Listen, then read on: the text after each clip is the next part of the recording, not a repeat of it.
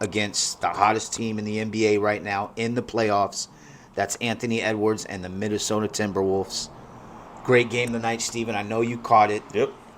I'm Man. going to let you talk first, but all I got to say is I was super, super impressed with the T-Wolves on the road in Denver, holding Denver to 80 points and getting the Um. W, being up 2 games to none against Denver. Yeah. They have not lost in the playoffs thus far. I think it's just attests to what I said before with Joker. I think you just need taller guys around him. First thing you see with Minnesota is first Ant. Like, wow, this kid is Yeah. amazing. The way that his game is developed and where he's at in his game and what he's able to do. But also you looking at the length of some of these other players that they have with Cat, Rudy Gobert. Even though he didn't play tonight, they're actually just putting a lot of. It's a lot tougher for Joker to kind of like get himself settled because he's used to always being a taller, bigger individual. So you saw that it was a lot rougher now this tonight. He was banging with Cat, and Cat wasn't really moving. I respected Cat for that and what he was able to do in tonight's game. Even some Yeah. of these other guys, some of these other role players, they're big bodies. I think for Joker, they just don't know what to do. And then when you talk perimeter, I don't think Michael Porter Jr. or Aaron Gordon can really keep up with Ant or some of these other players that they have. So for me, Minnesota just looks like a young team that just they're kind of looking at what the Denver Nuggets were before. Like they have length. They're just much younger, more athletic, and I think Yeah. it's always just been the knock with Joker where he's not that athletic. He's very stay on the ground. He doesn't really dunk. He doesn't do anything. And now you're looking at people who are just as big, but more athletic, with more abilities to do things around the basket. And I think this is a problem for Joker. Them it seemed both times they're just only being able to score 80 points. Aaron Gordon needs to step up more. Michael Porter Jr. needs He to didn't step have up a more. shot tonight, boy. He was off. Jamal Murray. You just see a lot of these guys were not happy tonight. Of course, with Jamal Murray throwing the heat bag onto the Right. floor, Showing his frustration. and you just see Minnesota just cool, calm, and collective. And I think that's just the biggest thing is they know the pecking order now. It's Ant's team, and he's going to run the show. He's going to run through everybody. And my goodness, I mean, game one you saw it with 43 points. But I think defensively, Unbelievable. yeah, they're really stopping the Denver Nuggets. I think it's just, That's what I see, Steven, and that's where I want to lay it on thick there. Defensively tonight was just a masterpiece. I mean, and all other, 31 teams should be looking at this and taking the blueprint that the Timberwolves did. I mean, to hold Denver to only 80 points in Denver. I don't know what you thought, but I thought Joker looked exhausted tonight, primarily because some of those bigs that Minnesota has, those big perimeter defenders, and Jalen Williams and Cat, Carl Anthony Towns, and just making him work really hard. Jamal Murray, he doesn't look quite healthy. His game's a little off. Not a very good shooting percentage. Porter Jr. was off tonight. And you're just seeing where they're just really being disruptive. But all I can say is this series might be over. To steal 2 games in Denver, and they're going to go back to Minnesota. Now, the over. good thing is that Denver doesn't have to play. I think the next game is Friday. So they have a Yeah. little time to rest. But they got to make some big changes right now because Minnesota has their number, to say the least. definitely. Yeah, but I'm a little surprised. I'm not going to lie. I had Denver. I thought that they were going to win this series. I just thought they had too much experience. And the two-man game of Joker and Murray, and the way they handled the Lakers, I just thought that they would get past Minnesota. But it looks like I'm mistaken here. I mean, I don't want to be a prisoner of the moment. But, man, there's still 2 games on the road against the champs. Looks like that series might be over, bro. I think it's over. Yeah. I think it's definitely over, but that's just my point of view. I just never felt the like last year. You felt Denver was a team to beat. Yeah, for sure. This year, all through the Not so much. just never felt like anyone was that dominant to where like they're just going to run through the playoffs, and do it. So that's just Yeah. my take. But yeah, Minnesota's doing what they need to do. I thought that you need to play a lot of bigs against Joker, and that's what We'll they're see doing. if they're ready Friday. And just a footnote, Rudy Gobert was out tonight, guys, but it wasn't due to injury, just family reasons. The birth of his son Good. Yeah. was earlier today or yesterday, rather, so he chose to be with his family. Totally get that. All I'm trying to say is he's not injured, and he will be there Friday, and that's something else for the champs to worry about. Exactly. Another stick scene in the West. Another Yeah. series coming up. It's the Dallas Mavericks versus the Oklahoma City Thunder. What you looking for in this matchup, Joey? Shoot. Can the young guys, do they have enough experience and maybe they can be high energy to get past Dallas? Because Dallas, once you get past, Luka Doncic, you know who I'm talking about, 7'7" Luka. I can't say it for some reason tonight, Steven. What's wrong with me? Him and Kyrie Irving, right? It's really a two-man show there in Dallas. You occasionally get a little help from Tim Hardaway Jr. and some of the other role players, but primarily those are the guys, right? Now, do they have enough experience to get by a young OKC team who, by the way, is first coming out of the West, right? They're the number one seed in the West. They've been great all year. Shai Gilgeous-Alexander, awesome game. Even the young rookie, Chet Holmgren. You got another guy named Giddey. He's pretty good. So, I mean, they're a really well-rounded team. They're coming out first for a reason. Mm-hmm. And I look at that to be probably the tightest, closest series.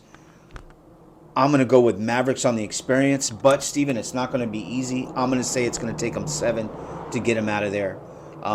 They haven't played yet. I'd like to see them play. Then I'll have some more. Can kind of dissect what I'm looking at and how that series is going to go. But I'm already predicting it to be a very tough series. And I'll take Dallas in 7. I think that's a great point. I'm going to go for the Thunder in this one. I like Luka. I like Kyrie. Like the young team, huh? But I like what the Thunder can do. I think all throughout the year they've been doubted that they're too young. They can't do certain things. I know Game 1 against the Pelicans looked kind of shaky, but for me, I think they're just young and figuring things out. You got a great young coach there who is figuring out things, I think, as well. Yeah. I just don't know if Dallas they have the experience, I think, for sure, in Kyrie and Luka. Right. I just don't know if they have the talent-wise to keep up with these young guns. You mean the depth coming off the bench? Yeah. Look here, I know Luka's still young. I'm not trying to say he's old.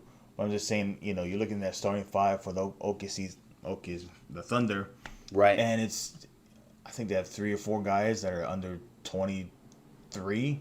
Right, we're talking young, yeah. And Chet, so I just think it's going to be a lot for them. They're very well equipped. We've talked about this for how many weeks, and where these young guns are coming up, and they're looking good. So for me, I'm going for the Thunder. I think it's going to go to Game 7 as well. So here we go. We got different opinions, but Thunder in this one. Steven's not crazy. Look, the Thunder took 3 out of 4 in the regular season. But then again, this is the playoffs. Comes to experience and defense. But we shall see. We'll see what happens, and that's a nice matchup there. Yeah. And moving along to the East. Man, let's just be honest, Joey. We both feel the same way that, Celtics should run away with this. Should. I'm not even going to jive the people because, that's what we do. We shoot you straight here. Boston should come out of the East, people. Their first matchup is against the Cavs. I thought the Cavs got lucky to get, a Game 7 from Orlando, right? Out of Orlando. Another young team. Yeah. So, I think for Orlando, just didn't have experience. I think Boston should at least win 4-1, gentlemen sweep in this one. I'm just going to be very honest with you. I don't know what Joey thinks. Maybe you think differently. I don't. I think Tatum and Brown, they've been playing together so long. The coaching, the different pieces they have around them, just the number of playoff games they've played over the last 4 or 5 seasons. I would be shocked if Boston didn't get Cleveland out of there in 5 games, maybe 6 because somebody's tired, injured, or has an off night. But I really expect Boston to handle business here. Definitely. Look, in the East, we're really talking about second place, right? Yeah. So let's just go to Indiana and the New York Knicks. That series got underway tonight. The Knicks escaped with a close victory. Shout out to Brunson. Brunson is doing his thing, people. Another 40-point game tonight, Steven. I think that's 4 in a row or 5 in a row or something of that sort. I know he's listed at 6'2", but he's maybe 6 foot. He's I thought he was I looked it up. He's listed at 6'2". I thought he was 6 feet. But I wasn't sure if he was 5'11" or 6 foot, to be honest. Just the eyeball test. 6 feet. Let's just be honest. Indiana. That's a bad dude. He is. Indiana should be dominating this game with Tyrese, with Siakam and Turner. Just the height differential in this, they should just really be. And they got some players off the bench too. And they do. Obi Toppin, the ex-Knick. They do. it's just seeing them. They just look confused. I don't. This doesn't seem like a Rick Carlisle team to me, but that's just how I view it. And of course, New York just keeps trucking. I mean, I don't know what it is. I don't know what they put in that water in New York, but yeah, Josh They Hart, do seem to be hitting their DiVincenzo, stride lately, right? they do. I mean, I give them all the credit. It's just those three guys, and And it's nice to basically have the Knicks relevant again. yeah, just those other two guys just kind of rebound, and that Right. seems to be their game. But it's been working. Thibodeau has been playing some defense, Can always playing count hard. Tibbs for So D. it is. But I mean, I think we both agree like nothing short of having a Tatum going out or Jaylen Brown going out. So I think the Celtics are coming out of that East. And I so, think so too. I'm gonna for this series. I like the Knicks in 6, but yeah. Hey, listen. Once anybody meets Boston, I think it's a done deal. I already got Boston in the finals for the East, but that's a good series. I keep my eye on it. I always like to see the young talent. So Indy Knicks. Knicks are currently up 1-0. yeah, I think we got Knicks and down. They just seem a lot better team. To be Right. honest. Thibodeau's got the playoff experience. Yeah, I do. And then some more Laker news. We can leave you out some Laker news. Darvin Yeah. Ham gets released. The whole coaching Got the staff, boot. you know, the whole coaching His staff staff as well, huh? everybody got released Wow. um, from the Lakers. I think I'll start off with this one. I think it's strange. I think last year he took us to the Western Conference Finals. Wasn't great this year. I just think some injuries played a valid point in this. I thought we had a great team Me too. going in. I thought we had some pieces. Um,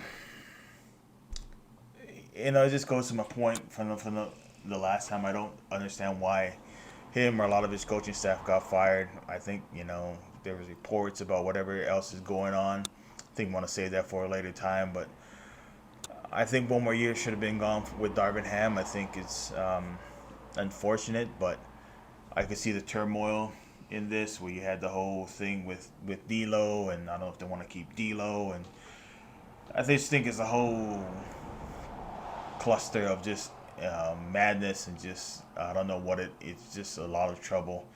So maybe they're gonna start fresh and really start this thing over. I hope they do, but I hope they hire the right guy and not just a guy. And, Yeah. yeah, that's my take on it. I just didn't think it was. I know what you mean. I feel much the same. I don't know if Darvin Ham deserved to get fired. I think injuries played a big role in this, right? Some of our role players, Vanderbilt was hurt. Some of the guys we got in the offseason, Cam Reddish was hurt. And also, gosh, there's one more, Gabe Vincent from Miami. So all those guys never really got minutes or got to mesh or play together. So you got to chalk a little bit up to injuries there, Steven. I don't think Darvin deserved to be fired.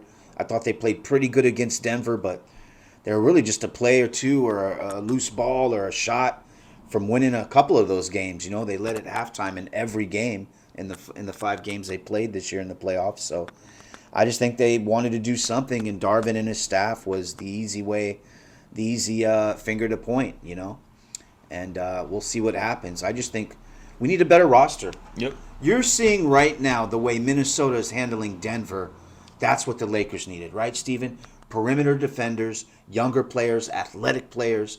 That's what they need. This is not a Darvin Ham thing, all right? Thought Darvin did a pretty good job. And let's be honest, it's tough to coach LeBron James because he's kind of a coach on the floor in himself. And, he's got all the credibility in the world with the 4 rings on 3 different teams. That's no easy task for any coach. I'm just not so sure who they bring in there. Yeah, there's some speculations of who they're going to bring in there. Yeah. Saw some things about Ty Lue or JJ Redick. I'll be honest, if it's Ty Lue, I would be pretty ecstatic about that. I like the way he coaches. I think he coaches well. He gets his players to play hard for him. I don't want JJ in there. I don't think JJ would be a good fit either. Not for his first coaching stint when he's never really coached before. I know we had Luke Walton in there, but at least he's part of the team. He was part of the media before. Part of the Laker culture. Exactly. So he kind of grew up in there into becoming a coach and everything. So I'm not mad at that. But I don't. For JJ to be this is his first kind of like real coaching job, where he's never coached high school or college. Not to say that makes a difference, but he's never had a GM spot. He's never had any making type good of, points there, Steven. I wouldn't call him never either. any organization little things at all inside of an organization, no, I don't need him as our head coach. It's just gonna be, you know, This roster, the Lakers, it's not a destination for your first coaching job. exactly. So it's gonna be interesting to see who they pick, because they have to pick someone with, you know, notoriety or whatever the case may be Absolutely. for LeBron. But yeah, So we'll see what Rob Pelinka does, right? We'll Hey, see. please don't call Doc Rivers. Don't do that. Don't call Doc Rivers. No. My gosh.